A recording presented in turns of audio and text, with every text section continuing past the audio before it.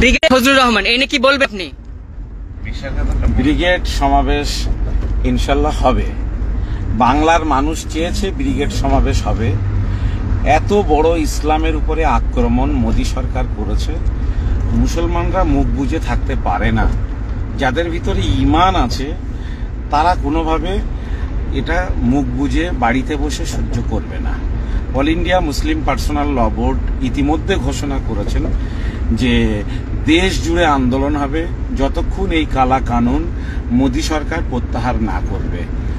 ব্রিগেডের সমাবেশ বা কলকাতায় যে মহাসমাবেশের ঘোষণা, এটা অল ইন্ডিয়া মুসলিম পার্সোনাল ল বোর্ডের এক্সিকিউটিভ যে কমিটি আছে তারা সিদ্ধান্ত নিয়েছেন যে মুম্বাই, দিল্লি, কলকাতা, হায়দ্রাবাদ বড় বড় শহরে প্রোগ্রাম হবে।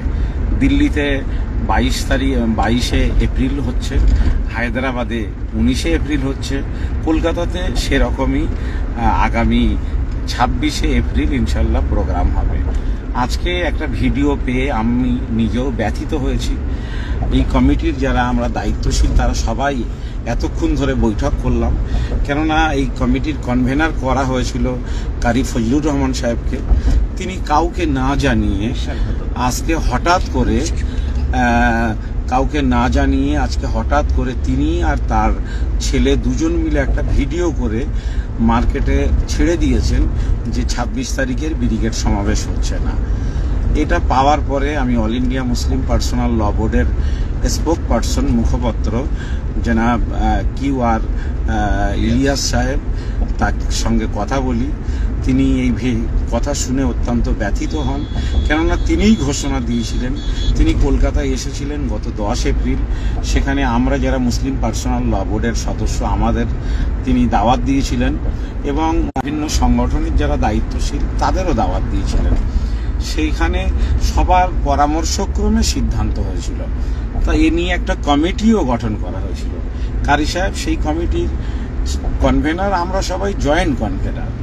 তো এই প্রোগ্রাম তো ঘোষণা করেছিলেন অল ইন্ডিয়া মুসলিম পার্সোনাল ল বোর্ডের স্পোক পার্সন। যদি বাতিল করতে হয় সে ঘোষণাটাও তিনি করবেন।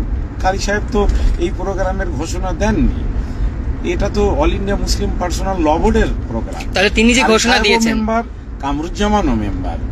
তো যদি এটা পোস্টপন্ড হতো তাহলে নিশ্চয়ই অল ইন্ডিয়া মুসলিম পার্সোনাল ল বোর্ডের স্পোক পার্সন তিনি এটাকে পোস্টপন্ড পৌঁছেছে। অল ইন্ডিয়া মুসলিম পার্সোনাল ল বোর্ডের শ্রদ্ধেয় সভাপতি হজরত মৌলানা খালিদ সাইফুল্লাহ রহমানী সাহেব, উনি কালকে আগামীকাল বেলা 3 যে কালকে চূড়ান্ত সিদ্ধান্ত হবে এবং এই প্রোগ্রামও হবে ইনশাল্লাহ। এই যে হঠাৎ করে তিনি যেহেতু তিনি কনভেনার ছিলেন এবং তিনি যদি একটা মেসেজ দিচ্ছেন, এতে আর কি আমরা বিভিন্ন বিশিষ্ট জনের তারা প্রশ্ন করছেন যে বিশ্বাসঘাতকতা পর্যায়ের একটা তারা মত প্রকাশ করছেন। বাংলায় হাজার হাজার মানুষ ইতিমধ্যে তারা প্রস্তুতি নিয়েছেন। কোথাও কোথাও বড় বড় জমায়েত হচ্ছে, যেখানে 20,000, 30,000, 25,000 লোক হচ্ছে। কালকে কোচবিহারে একটা সভা ছিল, লক্ষাধিক মানুষ সেখানে জমায়েত হয়েছে। ফলে মানুষ যখন হাজার হাজার গাড়ি বুক করা হয়েছে আসার জন্যে, বিভিন্ন এলাকা থেকে শত শত গাড়ি বার হবে, কলকাতা একটা ঐতিহাসিক ব্রিগেড সমাবেশ হবে। আমাদের চমকানো মোদী সরকারকে, আমরা মোদী সরকারকে মেসেজ দিতে চাইছি, ওই যে অমিত শাহ जितना विरोध करना है करो, हम लोग ये वाका बिल पास कराएंगे। তো আমাদেরও তো একটা চ্যালেঞ্জ আছে যে ওনারা ঘরে বসে শুধু সংখ্যাগরিষ্ঠতার জোর দেখিয়ে সংখ্যালঘু মুসলমানদের ধর্মীয় অধিকার কেড়ে নেবেন আর আমরা মুখ বুজে বরদাস্ত করবো, সেটা হবে না। তাই গোটা দেশের মানুষ চ্যালেঞ্জ হিসাবে নিয়েছে। মুসলমানরা তো কাপুরুষ হয় না, মুসলমানরা লড়াকু হয়। তাই মুসলমানরা এটাকে চ্যালেঞ্জ হিসাবে নিয়েছেন। যেহেতু মোদি চ্যালেঞ্জ দেখিয়েছেন, অমিত শাহ চ্যালেঞ্জ দেখিয়েছেন, আমরাও সেই চ্যালেঞ্জটাকে গ্রহণ করেছি। তাই আমরা আগামী 26 এপ্রিল ব্রিগেডে আসব।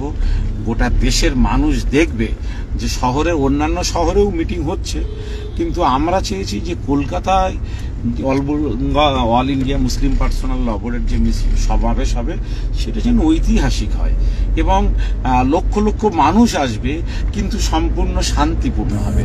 কারো ধর্মীয় ভাবাবেগে আঘাত দেওয়া হবে না, কোনো রাজনৈতিক নেতাকে গালি দেওয়া হবে না, কোনো সাম্প্রদায়িক উস্কানি হবে না, বরং সৌহার্দ্য আর সৌভ্রাতৃত্বের বার্তাও এখান থেকে দেওয়া হবে। যারা হিন্দু ভাইদেরকে বোঝাচ্ছেন যে এই আন্দোলন হিন্দু ভাইদের বিরুদ্ধে, আমরা এখান থেকেও বার্তা দেব যে হিন্দু ভাইদের বিরুদ্ধে এই আন্দোলন নয়, বরং মসজিদ এবং তথা আমাদের যে ধর্মীয় স্থানের যে অধিকার কেড়ে নিয়েছে তার বিরুদ্ধে আন্দোলন। মন্দির, গির্জা, গুরুদুয়ারার জন্য যে আইন আছে, তাদের যে অধিকার আছে, আমাদেরও সেই অধিকার ছিল। সবার অধিকারটা বহাল রেখে মোদী সরকার কেবলমাত্র মুসলমানদের অধিকারটা কেড়ে নিয়েছে। মুসলমানদের ওয়াকাফ তথা ধর্মীয় যে সমস্ত সম্পত্তি তার অধিকার কেড়ে নিয়েছে। এর বিরুদ্ধে লড়াই। মুসলমানরা সব কিছুর সঙ্গে বরদাস্ত করে, কিন্তু তাদের ঈমান, তাদের আকীদা, তাদের একাত্মবাদ, তাদের নামাজ, রোজা, হজ, যাকাত, এসব বিষয়ে মুসলমানরা কোনোভাবেই কখনো কারো সাথে আপোষ করেনি। হ্যাঁ, অনেক মানুষ দেখা যায় যে ইসলামের পোশাক পরে তারা ইসলাম বিরোধী কাজ করছেন। মুসলমানরা তাদের সাথেও আপোষ করে না। মুসলমানরা কাজ থেকে বিশ্বাস করে।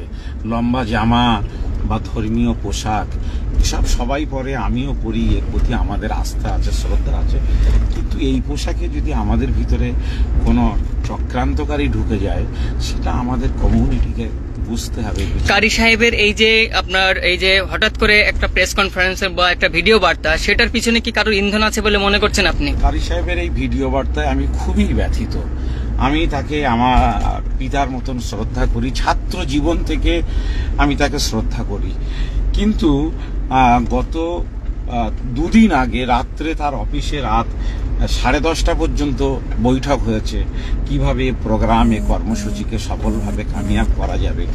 কারি সাহেবকে সব কিছু, বাংলার প্রস্তুতি কতটা এগিয়েছে, কোন জেলায় কতটা গাড়ি হতে পারে, পুলিশের এবং আর্মি হেডকোয়ার্টারে কি লেটার জমা দেওয়া হয়েছে, সব জানানো হয়েছে। কারি সাহেব নিজে একটি সিগনেচার করে একটি চিঠি তৈরি করেছেন, যে চিঠিটা ওয়েস্ট বেঙ্গল হজ কমিটিকে দেওয়া হয়েছে।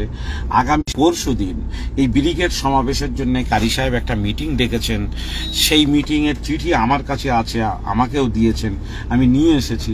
এই মিটিংটা হবে যে ব্রিগেড সমাবেশ সফল করার জন্য একটি প্রস্তুতি মিটিং কারি সাহেব ডেকেছেন। ইতিমধ্যে আমি ফুরফুরা শরীফের পীর সাহেবদের সঙ্গে আলোচনা করেছি, বিভিন্ন মুসলিম সংগঠনের যারা দায়িত্বশীল তাদের সঙ্গে আলোচনা করেছি। আজকে দুপুরবেলা ট্রেনে করে গিয়ে বসিরহাটের মাওলানাবাগে পীর আল্লামা শরফুল আমিন সাহেবের সঙ্গে আলোচনা করেছি। তারা সবাই বলেছেন যে স্বতঃস্ফূর্তভাবে মানুষ আসবে। এটা রাজনীতির ঊর্ধ্বে, এটা আমাদের যে নিজস্ব মযহাবগুলো আছে, সেই মযহাবী যে মতনৈক্য আছে তার ঊর্ধ্বে, এবং এই সমাবেশ হবে আমাদের যে রাজনৈতিক ভেদাভেদ আছে, বিভিন্ন রাজনৈতিক মতাদর্শ আছে, তারও ঊর্ধ্বে সমাবেশ হবে। এবং অল ইন্ডিয়া মুসলিম পার্সোনাল ল বোর্ডের যেমন মহামান্য সভাপতি, সাধারণ সম্পাদক তারা থাকবেন, অন্যান্য যারা ডিগনিটারি তারা থাকবেন, এবং আমাদের মনের ইচ্ছা যে পার্লামেন্টে যারা নরেন্দ্র মোদী এবং অমিত শাহের এই কালা কানুনের বিরুদ্ধে চোখে চোখ রেখে যারা লড়াই করেছেন, তাদেরকেও এই সমাবেশে আমন্ত্রণ জানানো। সেদিন যারা এই বিলের বিরুদ্ধে শুধু কারণে বসে বসে কেঁদেছেন পার্লামেন্টের মধ্যে, তাদেরকেও আমরা এই বিলের বিরুদ্ধে, এই কালা কানুনের বিরুদ্ধে কলকাতায় নিয়ে এসে তাদের কান্না, তাদের বেদনার কথাগুলো আমরা শুনতে চেয়েছি। আমরা জানি যে আমরা সংখ্যায় কম, আমরা সংখ্যালঘু। পৃথিবীর কোথাও সংখ্যালঘুরা ভোটাভুটিতে যেতে না। সংখ্যাগুরুদের দায়িত্ব থাকে সংখ্যালঘুদের প্রোটেকশন দেওয়া। আমরাও জানি যে ভারতবর্ষের সংখ্যাগুরুরাই সংখ্যালঘুদের প্রোটেকশন দেবেন। বাবা সাহেব আম্বেদকর তার সংবিধানে তিনি সংখ্যালঘুদের ধর্মীয় স্থানের উপরে জন্য প্রোটেকশন দিয়েছেন, ধর্ম পালনের স্বাধীনতা দিয়েছেন, শিক্ষার জন্যে, শিক্ষা সুরক্ষিত করার জন্যে সংবিধানে অধিকার দিয়েছেন। ফলে এটা তো সংখ্যা গুরুরাই এই প্রোটেকশনকে বহাল রাখবেন। কিন্তু এমন একটা নাফরাত সৃষ্টিকারী সরকার, ফ্যাসিবাদী সরকার এসেছেন, তিনি যে দুর্বল তার উপরে আক্রমণ করছেন, কৃষক ভাইরা দুর্বল তাদের উপরে আক্রমণ করছেন, শিখ সম্প্রদায়ের মানুষ দুর্বল তাদের উপরে আক্রমণ করছেন, মুসলমানরা দুর্বল তাদের উপরে আক্রমণ করছেন, খ্রিস্টানরা দুর্বল সংখ্যায় কম তাদের উপরে আক্রমণ করছেন।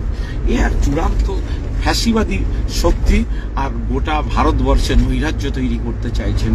ইতিমধ্যে মুসলমানদের পাশাপাশি দলিত, আদিবাসী, শিখ, খ্রিস্টান, বৌদ্ধ, বুদ্ধিস্ট সবাই ঐক্যবদ্ধ হয়েছে যে আজকে মুসলমানদের কবরস্থান কাটছে, মসজিদ কাটছে, কালকে তো শিখ ভাইদের গির্জা কাটবে, তারপরের দিন তো বৌদ্ধ ভাইদের মঠ কাটবে, তারপরের দিন তো শিখ ভাইদের গুরুদুয়ারা কাটবে। ফলে আমাদের সকলের যে ধর্মীয় অধিকার সেটাকে প্রতিষ্ঠিত এবং সুরক্ষিত রাখতে গেলে আমাদের সকলকে ঐক্যবদ্ধভাবে লড়াই করতে হবে। এই বেদনা নিয়ে এই গোটা রাজ্য দৌড়ে বেড়াচ্ছি। কালকে কোচবিহারে ছিলাম, তো আজকে বসিরহাটে ছিলাম। করার পরে যখন এই বার্তাটা আমি পেলাম আমার সহকর্মীদের মাধ্যমে, তখন আমি বারাসাত থেকে মিছিল করে আর অন্যান্য মিটিংগুলোতে না গিয়ে আমি বারাসাতের কাঁচকলের মিটিংটা সেরে সোজা বাড়িতে চলে গেলাম। তারপরে একটু সুস্থ হয়ে আবার আমাদের যারা এই বোর্ডের যাদেরকে জয়েন্ট কনভেনার ছিলেন, আমিও জয়েন্ট কনভেনার, সকলেই বললেন যে আসুন কলকাতায় আমরা কি করা যায় এই পরিস্থিতিতে, মানুষকে কিভাবে সান্ত্বনা দেব, কিভাবে প্রোগ্রামটা করা যাবে ব্রিগেডে, আসুন আমরা সবাই মিলে এ নিয়ে একটু আলোচনা করি। তাই এসেছিলাম, কনভেনাররা সবাই এসেছিলেন, জয়েন্ট কনভেনার যারা সবাই এসেছেন, সবাই অত্যন্ত ব্যথিত যে কারি সাহেব এত বয়স্ক মানুষ, এত সিনিয়র মানুষ, এই ধরনের সিদ্ধান্ত তিনি কার কথা শুনে নিলেন। তো সবটাই পরিষ্কার হবে, কেননা কোনোটাই তো গোপন থাকে না। এই বিষয়টাও মানুষ আস্তে আস্তে জানতে পারবেন যে কারি সাহেবকে কারা কি ধরনের কথা বলেছেন বা কারা বাধ্য করিয়েছেন। তো আমরা আশা করছি যে ব্রিগেড সমাবেশ হবে, এবং ইতিমধ্যে একটু আগেই আমাদের সর্বভারতীয় সভাপতি অল ইন্ডিয়া মুসলিম পার্সোনাল ল বোর্ডের হজরত মৌলানা খালিদ সাইফুল্লাহ রহমানী সাহেবজাদা পুত্র, তিনি আমাকে ফোন করেছেন। তিনি বললেন যে হজরত প্রেসিডেন্ট সাহেব তিনি কলকাতায় এসেছেন, আগামীকাল বেলা 3টের সময় তিনি ডেকেছেন। আমরা যারা এই প্রোগ্রামের যারা উদ্যোক্তা তাদের সঙ্গে তিনি আলোচনায় বসবেন। আমি আশা করছি যে আমাদের সভাপতি সাহেব ব্রিগেড সমাবেশ হবে। এই সমাবেশের ফলে বাংলায় যে সমস্ত মানুষের মনে ক্ষোভ হয়েছে, যারা ইতিমধ্যে রাস্তায় নামতে চেয়েছিল, বড় বড় মিছিল করতে চেয়েছিল, আমরা তাদেরকে নিষেধ করেছি যে আপনারা মিছিল করবেন না, আপনারা ঈদগাহের মধ্যে সমাবেশ করুন। আজকে তাই বারাসাতে ঈদগাহে সমাবেশ হয়েছে, বৈদ্যপুর ঈদগাহ ময়দানে, কোথাও কোচবিহারে মিছিল না করে সমাবেশ করতে বলা হয়েছিল প্রশাসনের পক্ষ থেকে, সেখানেও সমাবেশ হয়েছে। আজকে বারাসাতেও মিছিল ছিল, সেখানেও মিছিল পোস্টপন্ড করেছে। আজকে আমাদের খোবায়েব আমিন, সেও একটা বিভিন্ন জায়গায় পারমিশন পাওয়া যাচ্ছে না সভা করতে গেলেও। সবার পারমিশন প্রশাসন দিচ্ছে, প্রশাসনকে ধন্যবাদ জানাবো। প্রশাসন মিছিল করতে দিতে চাইছে না। আমরাও আমাদের কর্মীদেরকে বলেছি যে আপনারা মিছিল করবেন না, আপনারা সভা করুন, মানুষকে সচেতন করুন, আপনারা সচেতন করে সবাই ব্রিগেডে আসুন। সেখান থেকে আন্দোলনের পরবর্তী কর্মসূচি আমাদের যারা সর্বোচ্চ নেতৃত্ব তারা ঘোষণা করবেন, এবং সেভাবেই আপনারা এগোবেন। এখন যদি বোঝা যায় যে ব্রিগেড সমাবেশেও কেউ কলকাঠি নেড়ে, কেউ ষড়যন্ত্র করে ব্রিগেডের সমাবেশটাকেও ব্যর্থ করে দিতে চাইছেন, বা সমাবেশ যাতে না হয় বা বাতিল করা হয়েছে, তাহলে তো মানুষের ক্ষোভ আর বিরোধকে থামিয়ে রাখা যাবে না। এ নিয়েও আমি যথেষ্ট ভয় পাচ্ছি, কেননা তখন মানুষ আর আমাদেরকে ভরসা করবে না। আজকে মিছিল করতে বারণ করছি, তারা শুনছে যে না আজকে মিছিল করব না, 26 তারিখে গাড়ি নিয়ে ব্রিগেডে যাব, সেখানে আমাদের সর্বোচ্চ নেতৃত্বের কথা শুনবো। কিন্তু যখন বলবো যে ব্রিগেডে সভা হবে না, তখন তো আর আমার কথাও কর্মীরা মিডিয়া শুনবে না, রাজ্যের বিভিন্ন জায়গার মানুষ শুনবে না, তাই সভাটা হওয়া অত্যন্ত দরকার। আমি আবারও আত্মবিশ্বাস নিয়ে বলছি, সভা হবে। বিশৃঙ্খলার একটা সৃষ্টি দেখা যাবে বলে মনে করছেন অনেকে? হ্যাঁ, অবশ্যই বিশৃঙ্খলা হতে পারে, তবে আমি সবাইকে অনুরোধ করব আমরা যেন কারো উপরে রাগ করে কোনোভাবেই যেন বিশৃঙ্খলা সৃষ্টি না করি। আপনাকে অসংখ্য ধন্যবাদ।